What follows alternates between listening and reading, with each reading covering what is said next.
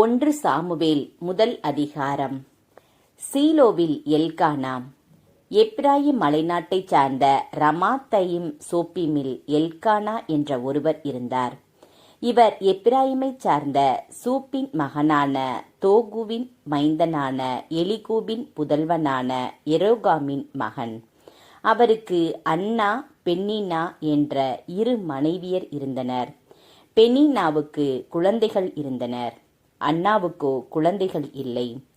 Elkanah ஆண்டுதோறும் சீலோவில் படையல்களின் ஆண்டவரை வழிபடவும் அவருக்கு பலி செலுத்தவும் தம் நகரிலிருந்து சென்று வருவார்.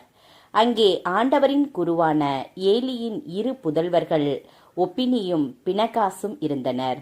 எல்கானா தாம் பலி செலுத்திய நாளில் தம் மனைவி பெனின்னாவுக்கும் அவளுடைய புதல்வர் புதல்வியர் அனைவருக்கும் பங்கு கொடுப்பதுண்டு. அன்னாவின் மீது அவர் அன்பு கொண்டிருந்தும் அவருக்கு ஒரே ஒரு பங்கைத்தான் அளித்தார். ஏனெனில் ஆண்டவர் அவரை மலடியாக்கியிருந்தார். ஆண்டவர் அவரை மலடியாக்கியிருந்ததால் அவருடைய சக்களத்தி அவரை துன்புறுத்தி வதைத்தாள். இவ்வாறு ஆண்டுதோறும் நடந்தது. அவர் ஆண்டவரின் இல்லம் வந்தபோதெல்லாம் அவள் அவரை துன்புறுத்துவாள். அன்னா உண்ணாமல் அழுவார். அப்போது அவர் கணவர் எல்கானா அவரை நோக்கி, அன்னா, நீ ஏன் அழுகிறாய்? நீ ஏன் உண்ணவில்லை? நீ ஏன் மனவருத்தம் அடைகிறாய்? நான் உனக்கு 10 புதல்வரை விட மேலானவன் அன்றோ என்பார். அன்னாவும் ஏலியும். ஒரு நாள் அவர்கள் சீலோவில் உண்டு குடித்த பின் அன்னா எழுந்தார். குரு ஏலி ஆண்டவரின் கோவில் முற்றத்தில் ஓர் இருக்கையில் அமர்ந்திருந்தார். அன்னா மனம் கசந்து அழுது புலம்பி ஆண்டவரிடம் மன்றாடினார். அவர் பொருத்தனை செய்து வேண்டிக் கொண்டது, படைகளின் ஆண்டவரே, நீர் அடியாளாகிய என் துயரத்தை கண்ணோக்கி என்னை மறவாமல் நினைவு கூர்ந்து எனக்கு ஓர் ஆண் குழந்தையை தருவீரானால் அவனை அவன் வாழ்நாள் முழுவதும் ஆண்டவராகிய உமக்கு ஒப்புக் கொடுப்பேன். அவனது தலைமேல் சவரக்கத்தியே படாது. அவர் இவ்வாறு ஆண்டவர் திருமுன் தொடர்ந்து மன்றாடி கொண்டிருந்த போது ஏலி அவருடைய வாயை கவனித்தார். அன்னா தம் உள்ளத்தினுள் பேசிக் கொண்டிருந்தார். அவருடைய உதடுகள் மட்டும் அசைந்தன, குரல் கேட்கவில்லை. ஆகவே ஏலி அவரை ஒரு குடிகாரி என்று கருதினார். ஏலி அவரை நோக்கி, எவ்வளவு காலம் நீ குடிகாரியாய் இருப்பாய்? மது அருந்துவதை நிறுத்து என்றார். அதற்கு அன்னா மறுமொழியாக, இல்லை என் தலைவரே, நான் உள்ளம் நொந்த ஒரு பெண். திராட்சை ரசத்தையோ வேறு எந்த மதுவையோ நான் அருந்தவில்லை. மாறாக ஆண்டவர் திருமுன் என் உள்ளத்தை கொட்டி கொண்டிருக்கிறேன். அடியாளை ஒரு கீழ்த்தர பெண்ணாக கருத வேண்டாம். ஏனெனில் என் துன்பத் துயரங்களின் மிகுதியால் நான் இதுவரை பேசிக் கொண்டிருந்தேன் என்று கூறினார். பிறகு ஏலி, மன நிறைவோடு செல். இஸ்ரேலின் கடவுள் நீ அவரிடம் விண்ணப்பித்த உமது வேண்டுகோளை கேட்டருள்வார் என்று பதிலளித்தார்.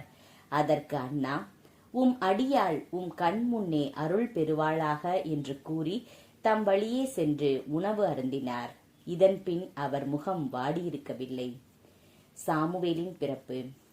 அவர்கள் காலையில் எழுந்து ஆண்டவர் திருமுன் வழிபட்டுவிட்டு திரும்பிச் சென்று ராமாவில் இருந்த தங்கள் இல்லம் அடைந்தனர். எல்கானா தம் மனைவி அன்னாவோடு கூடி வாழ்ந்தார். ஆண்டவரும் அவரை நினைவு கூர்ந்தார். உரிய காலத்தில் அன்னா கருவுற்று ஒரு மகனை பெற்றெடுத்தார். நான் அவனை ஆண்டவரிடமிருந்து கேட்டேன் என்று சொல்லி அவர் அவனுக்கு சாமுவேல் என்று பெயரிட்டார்.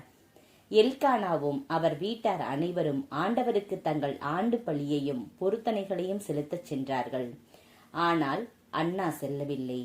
அவர் தம் கணவரிடம், பையன் பால்குடி மறந்ததும் அவனை எடுத்துச் செல்வேன். அவன் ஆண்டவர் திருமுன் சென்று என்றும் அங்கே தங்கியிருப்பான் என்று சொன்னார். அவர் கணவர் எல்கானா, உனக்கு சிறந்தது எனப்படுவதை செய். பையன் பால்குடி மறக்கும் வரை இரு. ஆண்டவர் தம் வார்த்தையை உறுதிப்படுத்துவாராக என்று அவரிடம் கூறினார். ஆகவே அவர் தங்கியிருந்து பால்குடி மறக்கும் வரை தம் மகனுக்கு பாலூட்டி வந்தார். அவன் பால்குடி மறந்ததும் அன்னா அவனை தூக்கி கொண்டு 3 காளை, 20 படி அளவுள்ள ஒரு மரக்கால் மாவு, ஒரு தோள்பை திராட்சை ரசம் ஆகியவற்றுடன் சீலோவிலிருந்து ஆண்டவரின் இல்லத்திற்கு வந்தார். அவன் இன்னும் சிறு பையனாகவே இருந்தான். அவர்கள் காளையை பலியிட்ட பின் பையனை ஏலியிடம் கொண்டு வந்தார்கள். பின் அவர் கூறியது, என் தலைவரே, மீது ஆணை, என் தலைவரே, முன் நின்று ஆண்டவரிடம் வேண்டிக் கொண்டிருந்த பெண் நானே. இப்பையனுக்காகவே நான் வேண்டிக் கொண்டேன். நான் ஆண்டவரிடம் விண்ணப்பித்த என் வேண்டுகோளை அவர் கேட்டருளினார். ஆகவே நான் அவனை ஆண்டவருக்கு அர்ப்பணிக்கிறேன். அவன் தன் வாழ்நாள் அனைத்தும் ஆண்டவருக்கே அர்ப்பணிக்கப்பட்டவன். அங்கே அவர்கள் ஆண்டவரை தொழுதார்கள்.